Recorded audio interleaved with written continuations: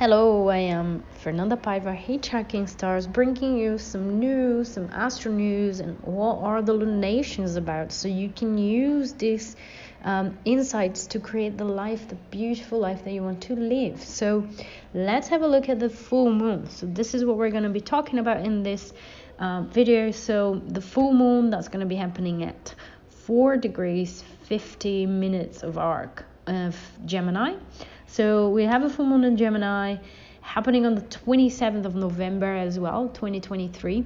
And what is this full moon telling us? How can we use this energy? So first and foremost, let's think about full moon and a full moon as a culmination. So there's something that's coming to fruition when at that point in the lunar cycle, but also is a moment of revelation, is when the moon is really bright up in the sky, and so there's this huge amount of energy that gets discharged that reveals something to us. So there's a big discharge of energy.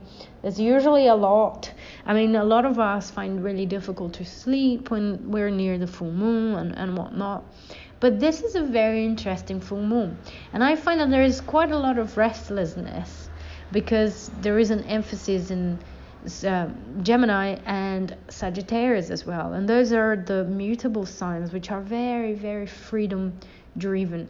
But also what Gemini and Sagittarius have in common is learning, is the thirst for learning, is this need for information and this exchange of information, the search for information as well. I think that's what they sort of have in common.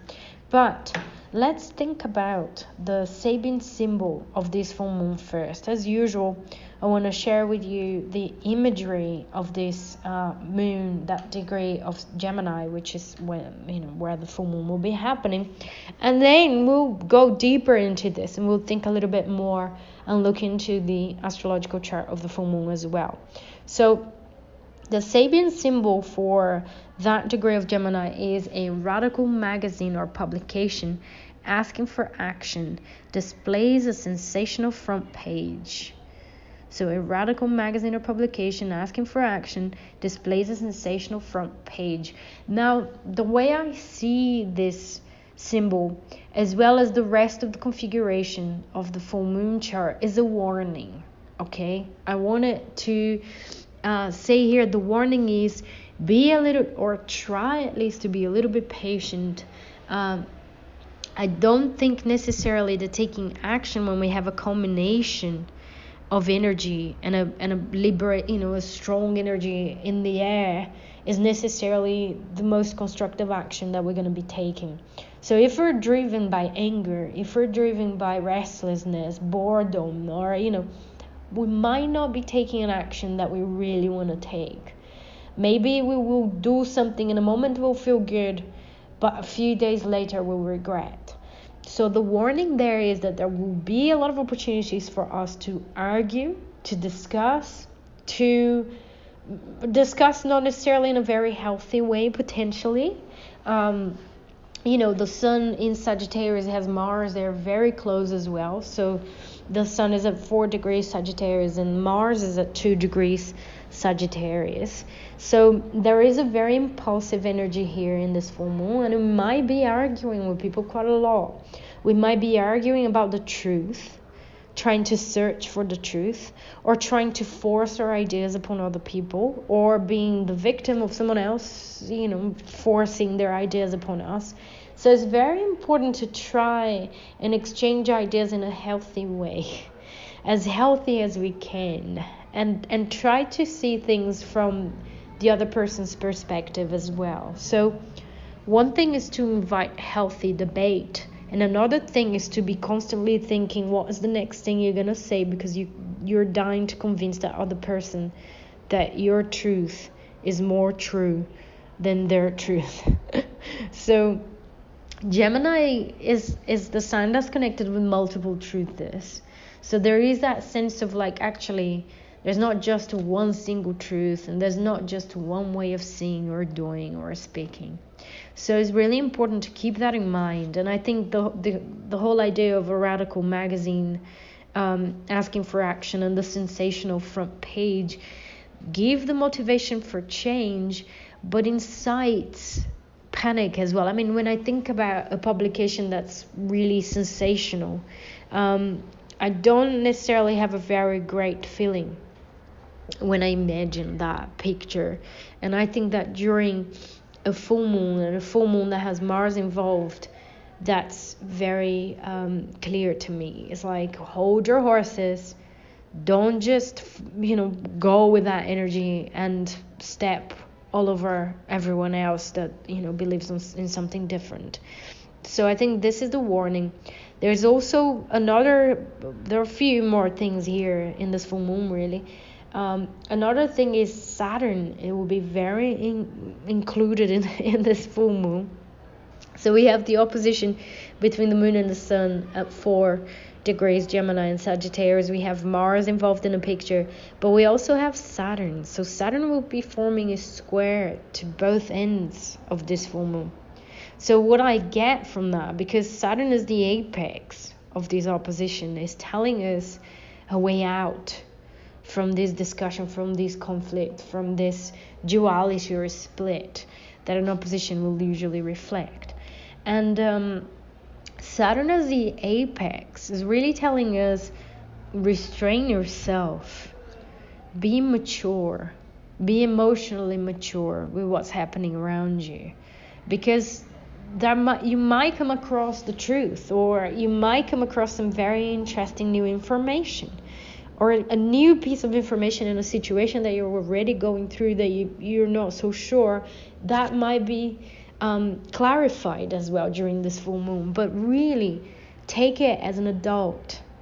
That's Saturn there in Pisces. It's like, be a grown-up with that information, with that situation. Be solid. Emotional maturity is one that I think, when I think about Saturn in water signs, is really about maturing your emotional self and being able to communicate and express emotions in a more elevated way rather than just throwing tantrums. So Saturn is very, very involved with this full moon. Another thing that I think about with the full moon having Saturn is that we can turn ideas into reality. That's one of the key things about Saturn, is turning things into reality, making it real, making it tangible as well. So this is also another thing that I can think of. Is really, really important to be in touch with your values as well, because Jupiter is the ruler of the sun and Mars. Mercury is the ruler of that moon in Gemini, but Mercury is in Sagittarius as well. So we have a great emphasis in Sagittarius. And Jupiter will be ruling all of that in Taurus.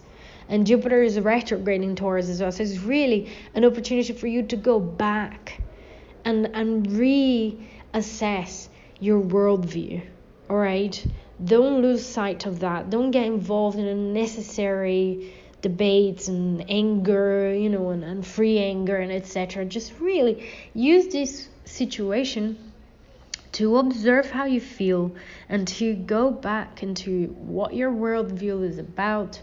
Is your worldview aligned with your values as well? That's the Taurus side of that Jupiter. You will have an opportunity to go back to something during this full moon. I think that's one of the key things here, because Jupiter, as the ruler of these three important planets in Sag, is it retrograde. But not only that, Venus will be ruling this Jupiter in Taurus, is conjoined the South Node. So we also have Venus conjoined the South Node during the full moon, very closely, is coming to conjoin, and it will be reviewing past relationships, past connections, something that you can let go as well, like some sort of people pleasing situation, a person that might not be really for you anymore, or something that might be going on that you might get a revelation about it. So it might come disguised as that Gemini, the Sagittarius as well, the truth, the explosive discussion, etc. But it's really pointing at something deeper here, and something that has to do with old patterns of behavior, people pleasing, the shadow sides of Libra, because we're all learning something about the shadow sides of Libra, letting go, learning about autonomy, learning about standing on our 2 feet, learning about being fair to ourselves as well, not just to the other person. So that's also very important configuration here of this full moon. And there is one more that I really want to mention before going, which is the ruler of the moon again. So the moon is in Gemini. Gemini is ruled by Mercury. Mercury is in Sagittarius, so we have Mercury at 24 Sagittarius at the moment of the full moon. And we also have Neptune at 24 Pisces. So what does that mean? That means that there's an exact square between the two. So Mercury, the ruler of the full moon, is in square to Neptune. So again, for me, that's the continuation of this warning. Don't believe anything that you think during this full moon. Don't believe anything that people say to you as well in that moment, or the arguments or the discussions. Really avoid and try to use this energy in the more productive, in the more creative and constructive way.